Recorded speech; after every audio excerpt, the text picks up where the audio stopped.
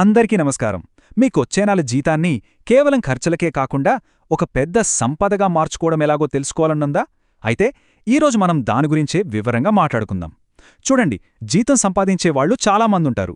కానీ ఆ జీతాన్ని సంపదగా మార్చుకునేవాళ్లు మాత్రం చాలా కొద్దిమందే.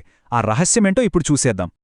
జీతం రావడమనేది ఫైనాన్షియల్ ఫ్రీడమ్ వైపు మనం వేసే మొదటి అడుగు మాత్రమే. అది చాలా మంచి ప్రారంభం. కానీ మన అసలు లక్ష్యమేంటంటే వచ్చిన డబ్బుతో సంపదను నిర్మించుకోవడం. ఇది సరైన అలవాట్లతో మాత్రమే సాధ్యమవుతుంది. ఈ మొత్తం ప్రాసెస్లో మనం 5 ముఖ్యమైన దశల గురించి తెలుసుకుందాం. ముందుగా జీతం, సంపద, ఈ రెండిటి మధ్య తేడా ఏంటి? ఆ తర్వాత సంపదను పెంచే 3 ముఖ్యమైన అలవాట్లు. ఇక చివరగా మన భవిష్యత్ ప్రణాళిక ఎలా ఉండాలో చూద్దాం. సరే, ఇప్పుడు మనం మొదటి విభాగానికి వచ్చేశాం. డబ్బు సంపాదించడానికి, సంపదను నిర్మించడానికి మధ్య ఉన్న తేడా డబ్బులో కాదండి, అదంతా మన మైండ్ సెట్లో, అంటే మన ఆలోచనా విధానంలోనే ఉంటుంది. ఈ మాట చాలా ముఖ్యం. ఎందుకంటే సంపద అనేది అదృష్టం కొద్దీ వచ్చేది కాదు. దానికి ఖచ్చితంగా కొన్ని మంచి ఆర్థిక అలవాట్లు అవసరం. వాటిని మనం రోజూ పాటిస్తూ ఉండాలి. ఇదొక యాక్టివ్ ప్రాసెస్ అన్నమాట. ఇక మనం నేర్చుకోవలసిన అలవాట్లల్లో మొదటిది, ఇంకా చెప్పాలంటే అన్నింటికన్నా ముఖ్యమైనది, ఇది చాలా పవర్ఫుల్. ఈ ఒక్క అలవాటు మన ఆర్థిక భవిష్యత్తును పూర్తిగా మార్చేయగలదు. అసలు ముందు మీకు మీరు చెల్లించుకోవడమంటే ఏంటి? చాలా సింపుల్.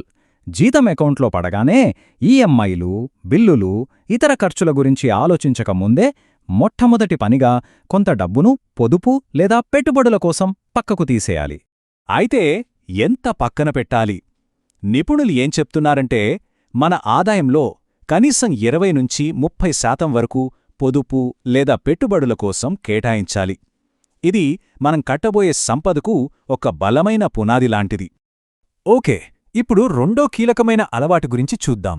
మన సంపాదన కేవలం ఒక జీతానికే పరిమితం కాకుండా దాన్ని ఇంకా ఎలా పెంచుకోవాలనే దాని గురించి. చూడండి, కేవలం ఒకే ఆదాయం మీద ఆధారపడటంలో ఎప్పుడూ ఒక రిస్క్ ఉంటుంది. అందుకే ఎప్పుడూ ఒకే ఆదాయ మార్గాన్ని నమ్ముకోకుండా వీలైనన్ని ఎక్కువ ఆదాయ మార్గాలను సృష్టించుకోవడం చాలా ముఖ్యం. మరి అదనపు ఆదాయం ఎలా సంపాదించాలి అంటారా? ఏదైనా సైడ్ జాబ్ మొదలుపెట్టొచ్చు, లేదా ఒక చిన్న వ్యాపారం స్టార్ట్ చేయొచ్చు, లేదా మన పెట్టుబడుల నుంచే మరింత డబ్బు సంపాదించే మార్గాలను వెతకొచ్చు. ఆదాయం పెంచుకోవడానికి మరో పవర్ఫుల్ మార్గం కూడా ఉంది. అదేంటంటే మన స్కిల్స్ పెంచుకోవడం. మన నైపుణ్యాలు ఎంత పెరుగుతాయో జాబ్ మార్కెట్లో మన విలువ, మన జీతం కూడా అంతే పెరుగుతాయి. ప్రస్తుత మార్కెట్లో coding, digital marketing, AI tools, అలాగే ఫైనాన్షియల్ లిటరసీ అంటే ఆర్థిక విషయాల మీద అవగాహన వంటి నైపుణ్యాలకు చాలా డిమాండ్ ఉంది. వీటిని నేర్చుకుంటే మంచి అవకాశాలు దొరుకుతాయి, జీతం కూడా బాగా పెరుగుతుంది. ఇప్పుడు మనం మూడో అలవాటు గురించి మాట్లాడుకుందాం. ఇదే అసలైన గేమ్ చేంజర్. అదే పెట్టుబడి పెట్టడం. ఇది మీ సంపద పెరగడానికి ఒక ఇంజిన్లా పనిచేస్తుంది. అంటే మీ డబ్బును మీకోసం పనిచేయించడమన్నమాట. పెట్టుబడి పెట్టేటప్పుడు మనకు 2 రకాల ఆలోచనలు వస్తాయి.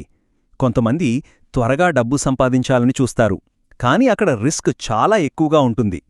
మరికొంతమందేమో నిదానంగా, స్థిరంగా సంపద పెరగాలని కోరుకుంటారు. వాళ్ళు చాలా ఓపికతో ఉంటారు. ఈ చిత్రం ఒక చాలా ముఖ్యమైన విషయాన్ని చెప్తోంది.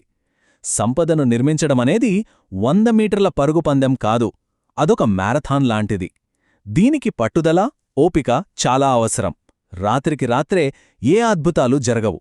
ఈ మాటలో ఉన్న పవరేంటో తెలుసా? ఇది దీర్ఘకాలిక పెట్టుబడిలో ఉండే మ్యాజిక్ను చూపిస్తుంది.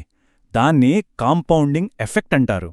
మీరు 10 ఏళ్లకు పైగా స్థిరంగా పెట్టుబడి పెడుతూ వెళ్తే చిన్న చిన్న మొత్తాలు కూడా ఒక పెద్ద సంపదగా మారతాయి. ఇదే పెట్టుబడి వెనుకున్న సింపుల్ లాజిక్. మన డబ్బును కాలం గడిచే కొద్దీ విలువ పెరిగే వాటిలో, అంటే ఆస్తులలో పెట్టాలి, అంతేగాని విలువ తగ్గిపోయే లగ్జరీ వస్తువుల్లో కాదు.